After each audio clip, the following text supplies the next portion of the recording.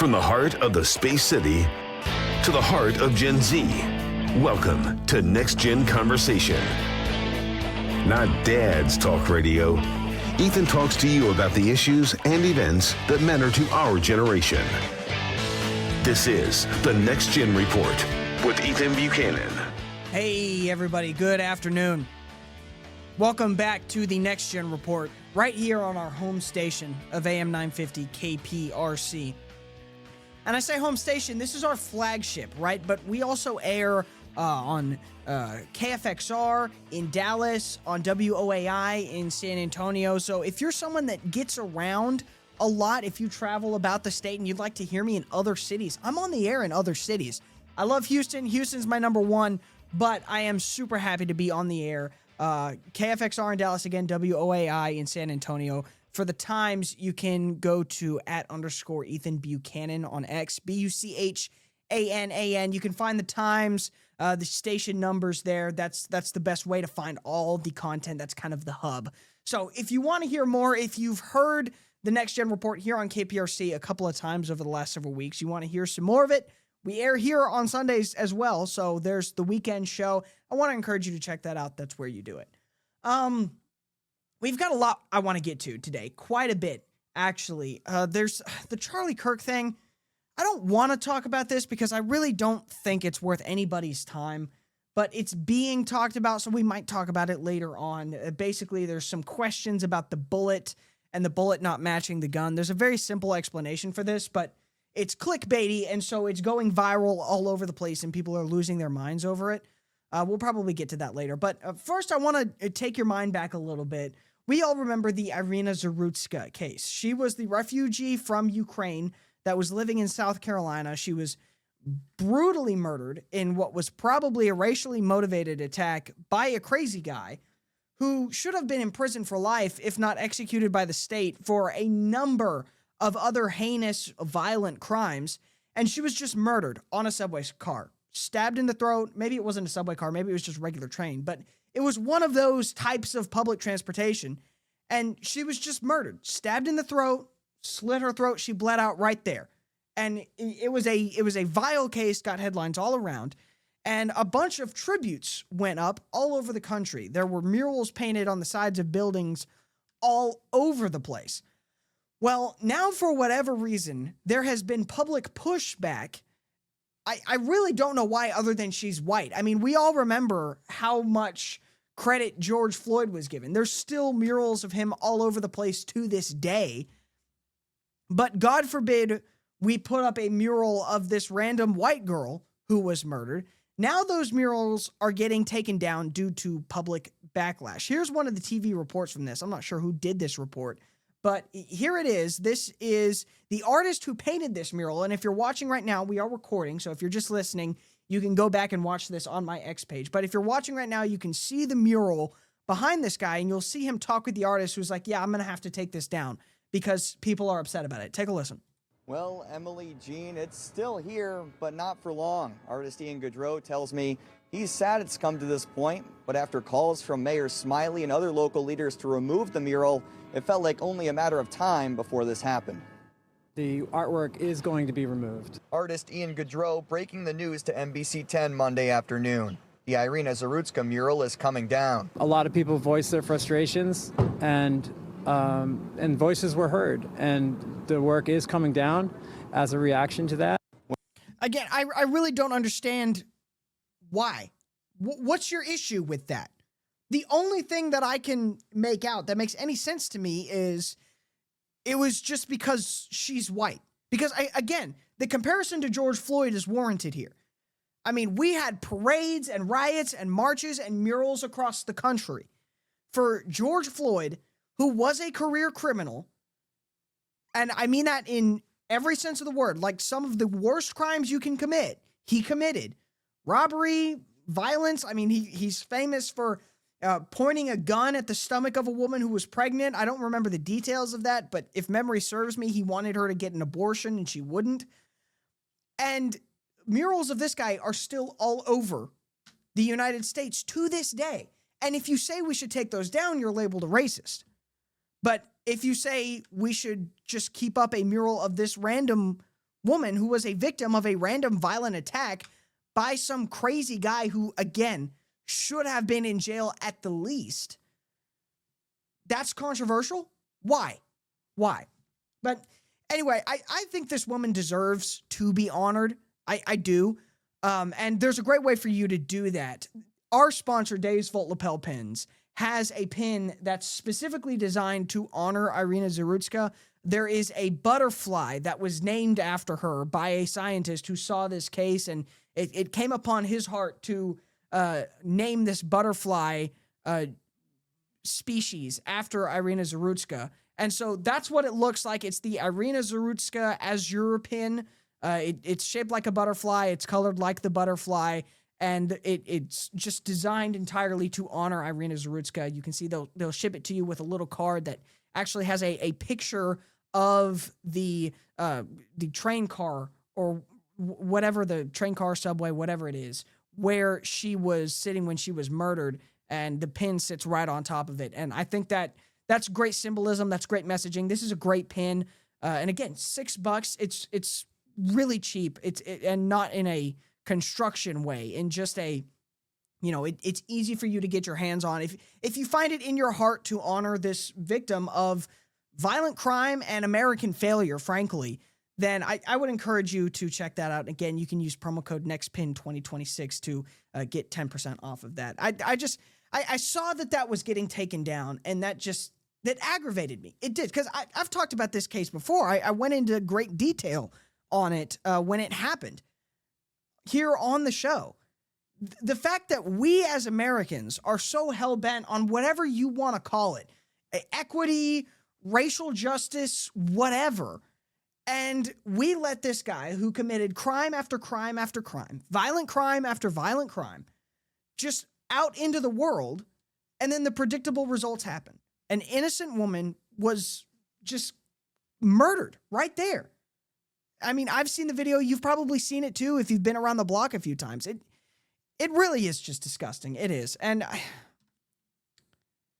you just have to wonder, what are we doing? Why can we not honor this girl? And that's something that I haven't heard a good explanation from. The left doesn't want to talk about her. I think they should. I think they should be made to. And this is a great way to do that, just to, in your daily life, just wear that lapel pin if you're a suit jacket guy. And when someone asks, hey, what is that for? Give them the full, honest answer. Don't hold anything back. Tell them, this is why I'm wearing that pin. It's to honor this girl who was murdered because of, frankly, wokeness. All right, we got a lot more coming up. We'll be right back with more of the Next Gen Report in just a minute.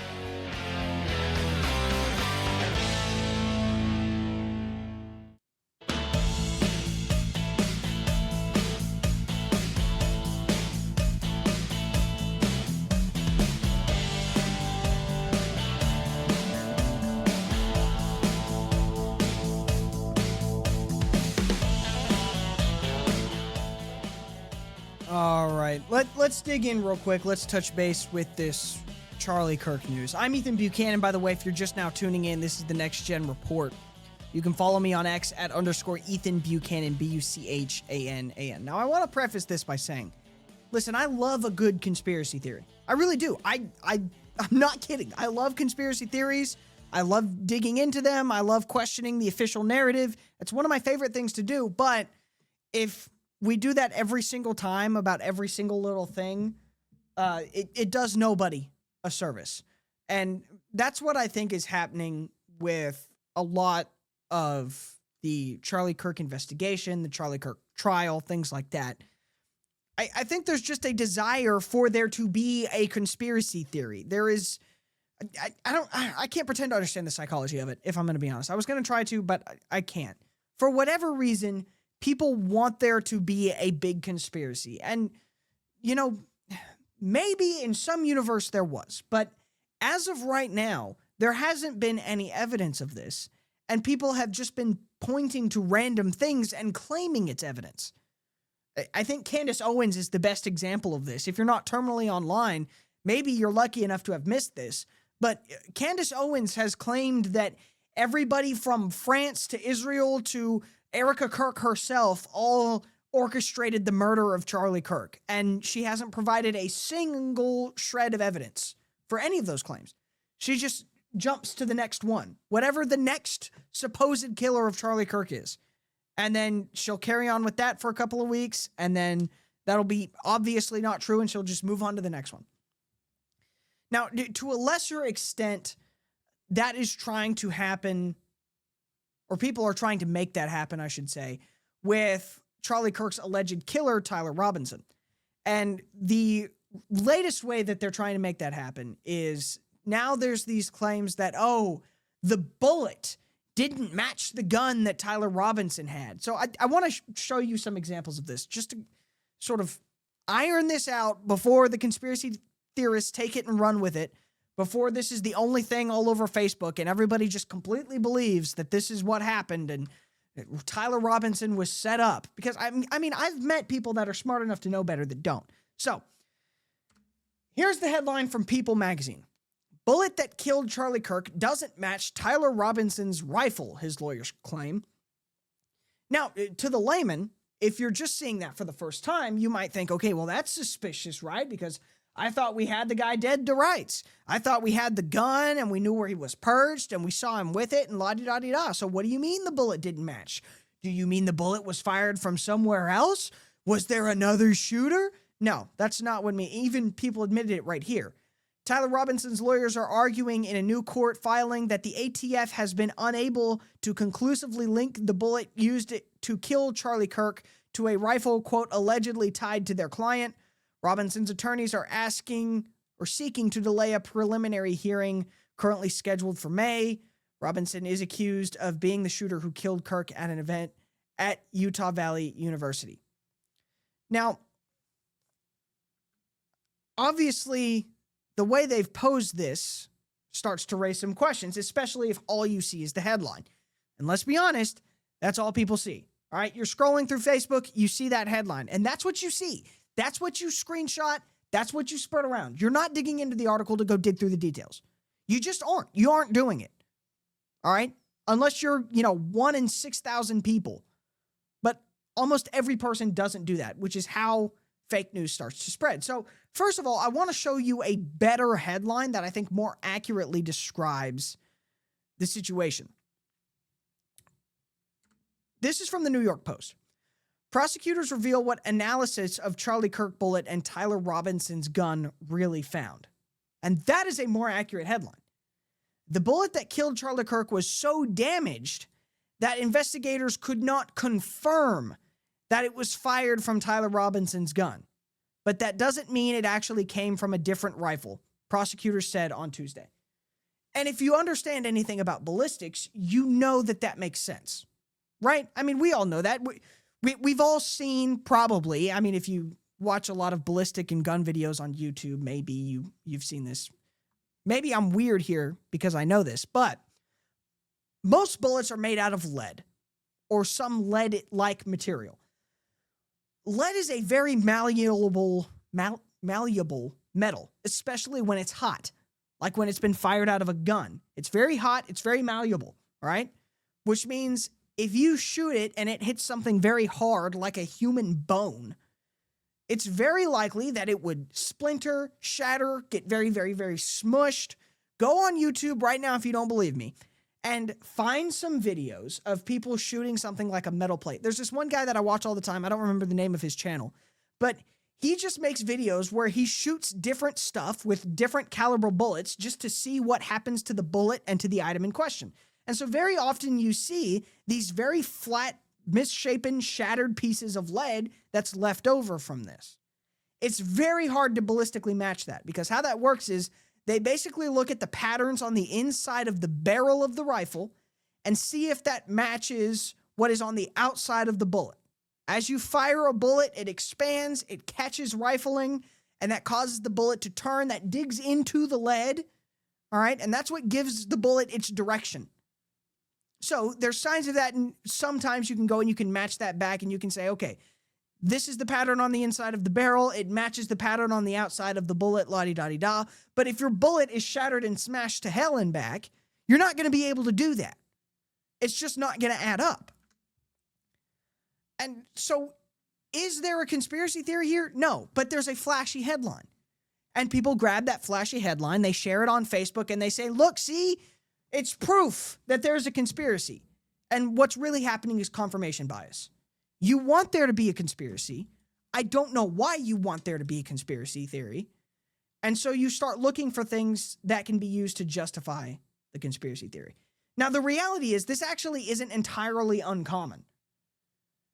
Now, I did some digging on Grok, so take a grain of salt. But from what I've seen, inconclusive results are common, around 20% or more in routine casework, and sometimes over 50% in formal studies. So the fact that they couldn't match this bullet is not surprising. Again, that does not mean it came from a different gun. It just means they couldn't confirm 100% that it matched. All right? And listen, I want justice for Charlie. I want the person that did it to be caught and punished. I would love to see them publicly executed for their crimes. And it looks like that person may have allegedly been Tyler Robinson. There will be a trial. We will see all of that play out. And if he didn't do it, he didn't do it. And if he did, I'm sure there will be more than enough evidence to prove it. And he will be convicted and sentenced accordingly. But can we please, for just a minute, not be crazy, right? I feel like that's not too much to ask. This is always the complaint from the right at the left, is you guys are just crazy. Let's not be crazy. Let's look at the evidence, okay? Let's take our time to carefully analyze what the actual data sets that are available show happened, and then operate based on that. And if those data sets come up inconclusive, if stuff doesn't match, if we get to the end of this trial and it's almost obvious that there's not enough evidence that something happened here, then we can start saying, okay, there may have been a conspiracy theory. But as of right now, all of the evidence we have available points to the guy in custody. Right? Unless I've missed something major, all of the evidence we have right now points to the guy in custody. We will see more evidence as the trial goes on, and those facts on the ground might change. But let's operate in reality. Let's be realists. That's what I always tell people. I'm a political realist. I'm even a conspiracy theory realist. Again, there are conspiracy theories that I subscribe to. I don't think Hitler died in 1945. I think he got out of that bunker. But there is no evidence right now that there was some big deep state conspiracy to kill Charlie Kirk. There's no evidence that there was some other shooter, that there was an elaborate plot. Did that happen? Maybe. I think right now, probably not. There's just no evidence for it. All right, we'll be right back.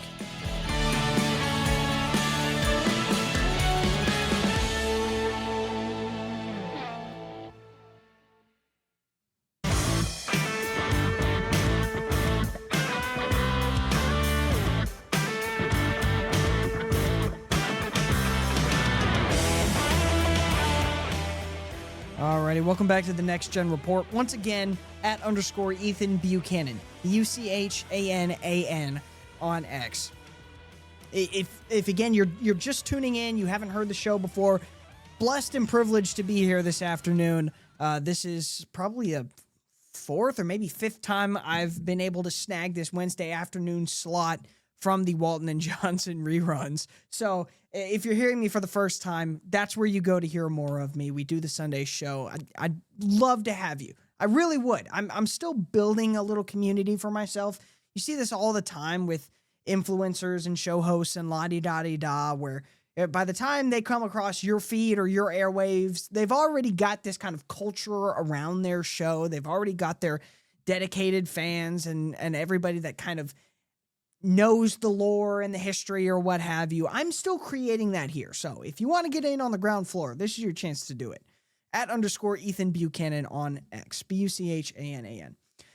I want to talk here about something that has happened in the basketball world, but it's kind of bled out into the sports world as a whole. Now, I'm not really a sports guy. The only sport I really watch and follow and pay attention to closely is football. That's pretty much it for me. I love the NFL. All right. But other than that, I'm not really a huge sports guy. I like the Astros. I enjoy going to Astros games, but I'm not really a big baseball guy. And I really don't even follow basketball at all. So I was very shocked when I started seeing stuff about the Chicago Bulls, which, as the name might suggest, is Chicago's NBA team. They have terminated a player who I know very little to nothing about, but here is the message that they put out when they cut this player, when they waived him from the team. The Chicago Bulls announced today that the team has waived guard Jaden Ivey due to conduct detrimental to the team. Now, I'm not naive. I know enough about professional sports to know that you have to do something pretty serious as an athlete to get cut. I mean, some teams have held on to players through some pretty heinous allegations and even beyond allegations, stuff that, works its way through the court system, and a player is found guilty of, domestic abuse or some sort of drug thing or even firearms stuff in the past, and they still stay on the team. And I'm not faulting a team for that. If you've got a good player that does his job well and can win but has problems, off the field or off the court, whatever. The court will impose whatever judgment they think is due. So, all of that's rolling through my head as I read this for the first time. And again, I really don't follow sports, or basketball, that is. So I don't know why I would even see this on my feed. Turns out it's because of why they fired this guy. What was the conduct that was so detrimental to the team that they had to let this guy go? Did he do some heinous crime? Did he kill someone or rob someone or attack someone or what have you? No, all he did was question Pride Month as an institution. Now, I've said this openly in the past. I think Pride Month is stupid. I think the entire concept is ridiculous. We don't need to give you an entire month, just a month-long shout-out because of who you decide to have sex with. I think homosexuality is a sin amongst many other sins. I'm not hating on, gay people, but what you're doing is wrong, all right? And this is not to say I'm perfectly righteous. I do things that are wrong all the time, and I am no better than you. We are all sinners. But you are living in sin openly, and I don't think we should have an entire month dedicated to celebrating your sin, just how I don't have entire months dedicated to celebrating my various sins. And nobody should want that. But if you say that now, if you say, hey, I'm a Christian, I think this is ridiculous and silly, why are we doing this? Why are we promoting this? You'll get cut from your NBA team. Now, what he said was on video. He said it to, I think, an Instagram live stream or something like that. So we actually have the video, and I'm going to play it for you. And again, it's nothing out of the box. It's nothing crazy and wild and provocative. He didn't use any slurs. It's not like he's attacking people. He's just saying, why are we doing Pride Month? Take a listen to this. That the world can proclaim LGBTQ. Right? They proclaim Pride Month and the NBA. They proclaim it. They show it to the world. They say, come join us for Pride Month, to celebrate unrighteousness. They proclaim it.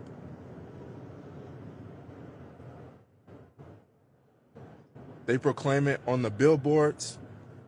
They proclaim it in the streets. Unrighteousness. So how is it that one can't speak righteousness? How is it one that how are they to say that this man is crazy? And again, he's making a very good point, because nowadays, if you just come out and say that, I think dedicating an entire month, having parades, shutting down streets, all this, that, and the other, all of that just for some sexual perversion you're indulging in, I think that's weird that we do that as a society. Immediately you're slandered as a homophobe. You're blasted up and down as being some terrible person. You've got all these issues and biases, and you're a bigot and la-di-da-di-da. And all he's sitting there saying is like, this is unrighteous. I'm a Christian. This is what the Bible says about these particular activities. And I'm not allowed to say that openly, but we're allowed to go, twerk naked in front of children in public roadways because it's a pride parade. And you might think I'm exaggerating, but hey, look up Pride Parade on Twitter or anywhere else, and you'll find exactly what I just described. All of this is completely reasonable for him to say, but he was cut from the team for it. Now, I think in reality, the reason he was cut for the team, from what I understand, he was injured. He hadn't played in a while. The few times recently, his last 4 games, he didn't perform particularly well. So chances are they were probably looking for an excuse to cut this guy anyway, which, again, you're a sports team. You're free to do that. You're free to cut a guy who doesn't perform well. Don't go looking for an excuse for it.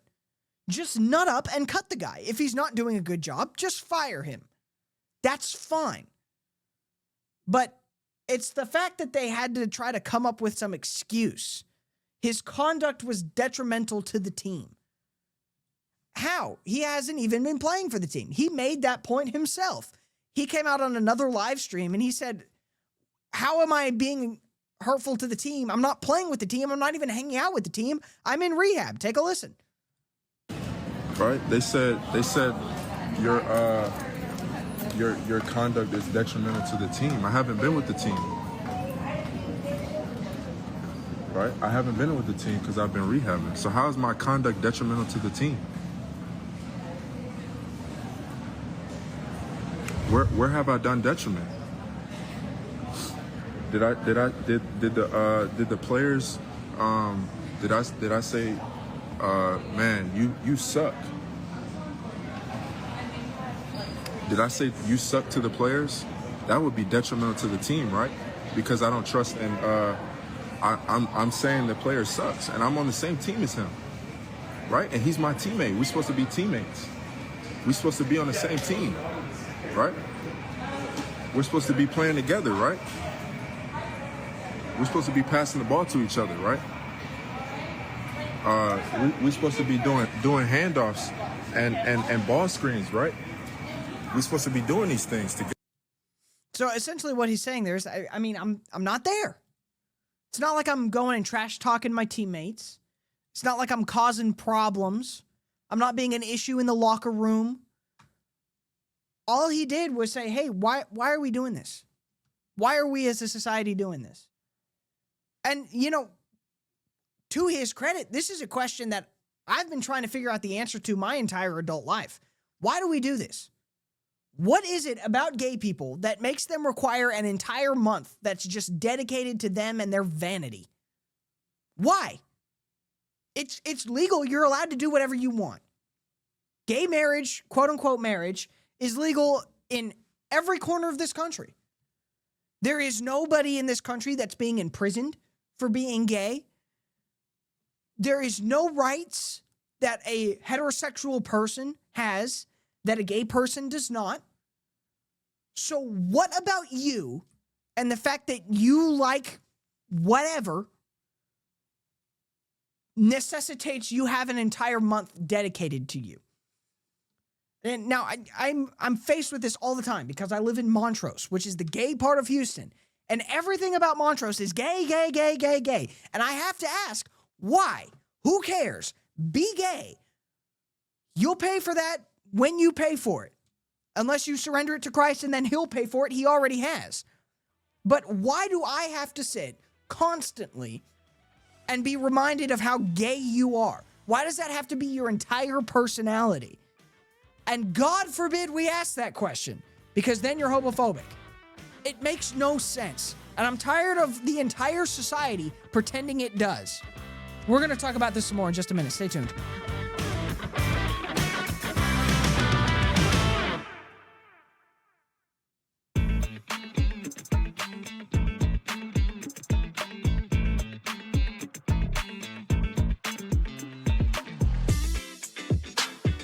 Alrighty, we are coming to an end here, but I want to stay on this topic. I mean, there's a lot of stuff I want to talk about that happened over the last several days that unfortunately I don't have time for, which is another reason why you should follow me and stay in touch with other episodes of the show. We air the show here Sundays at 7 on AM 950 KPRC. There's a lot of stuff there that I talk about that I'm I'm sure will happen. I mean, it's only Wednesday, y'all. There's a lot that can still happen this week, and I'm sure more will happen this week. So if you want to hear more of all of this, go to my X page @_ Ethan Buchanan, BUCHANAN. You can watch the show there. You can see all the visual elements that you've just been listening to over the last hour. And of course, you can see past iterations of the show. And that's a great way to stay in tune for Sunday at 7 p.m. when we're back with more of the show. So anyway, staying on this NBA topic, this Jaden Ivey topic, I wanted just to really make the case to you that this was completely ridiculous. Here's a great example of the type of things that the NBA does excuse. Now, standing up for your faith and saying, hey guys, I don't think it's right that we're dedicating an entire month to gay sex. Saying that is not allowed. But if you're Kevin Porter Jr., you're still allowed to play for the Bucks. Lucky Tetter, I don't know who this account is, but in 2020, Kevin Porter Jr., as pointed out by @the_Mega_Hulk on X, pointed out that he was arrested after he crashed his car and police found a loaded handgun and suspected marijuana in his car. In 2023, he was arrested in New York City on felony charges of second-degree assault and strangulation after an alleged domestic violence attack on his girlfriend, who is WNBA player Kyrie Ray. I'm not even going to try. A WNBA player. Reports described her sustaining a fractured neck vertebrae, a cut above her eye that required stitches, and her fleeing into a hotel hallway covered in blood to escape his attacks. The NBA has no issue with Kevin Porter's behavior, but Jaden Ivey is released for holding biblical beliefs. Now, here's what I don't want you to do. I don't want you to go on and say, oh, this is a violation of his freedom of speech, la-di-da-di-da, because at the end of the day, I truly believe that an organization should be able to cut someone for whatever reason. If I say something that somebody doesn't like who employs me, they should be allowed to fire me. I stand by that. All right. Now, if Jaden Ivey or whoever says something that his employer, the Chicago Bulls, doesn't like, that same thing should apply. They should be allowed to fire him. Now, that doesn't insulate the Chicago Bulls from the response to that. If you want to say, this is obviously blatant anti-Christian discrimination, so I'm not going to support the Bulls or I'm not going to support the WNBA, I support that as well, by all means. If Jaden Ivey wants to go file a discrimination lawsuit or a wrongful termination lawsuit, I support him doing that. Everybody should be allowed to do pretty much what they want and then should be faced with the consequences of that. And that applies to NBA players who say things and get fired for it and the teams that fire them. I think that's fair. That's what I think. Now, at the end of the day, this was obviously anti-Christian discrimination. Sean Davis did a good job of pointing this out. The conduct they are claiming is detrimental is Christianity. This is in response to that original tweet that I read you just a few minutes ago from the Chicago Bulls announcing they fired him. They fired Jaden Ivey for being Christian. Worth noting that the Bulls didn't fire Ronnie Brewer after he was arrested for DUI, or Jakeem Noah after he was arrested for possession of drugs. When Jamison Curry was arrested for public urination and then resisted arrest, the Bulls suspended him for 1 game, but also refused to fire him for his conduct. Christianity is apparently where the Chicago Bulls draw the line. And now, again, if the Chicago Bulls want to fire someone for Christianity, go for it, and then face the lawsuit and the public repercussions. But don't lie to us. Don't sit here and say it was conduct detrimental to the team when we know that's not why you fired him.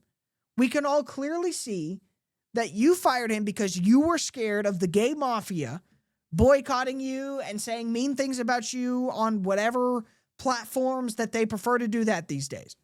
That's why you fired him. Just be honest about it. Now, if you're a Christian, I also don't want you to be disparaged about this because, again, we know this is the type of thing that will happen to us. The Bible says that very clearly. If you signed up for Christianity because you thought this is just the thing to do and I'll have an easy life, if you got sold on the prosperity gospel thing, where if you just follow Jesus and give the pastor your money, then you'll live a happy, easy life and you'll get rich and no one will ever bother you. You got duped, buddy, because that's not the message of Christianity. That's not the message in the Bible. If you're surprised by this as a Christian, you need to pay more attention. Des Bryant, of all people, pointed this out. Now, I love Des Bryant because I'm a Cowboys fan, and I grew up watching him catch footballs from miles away, and I think that was cool. I didn't know that he had such biblically solid takes on the faith, but here's what he tweeted out. I have to assume, just by the timing, it was in response to this, but he may have just been throwing out his own musings. But here's what he said.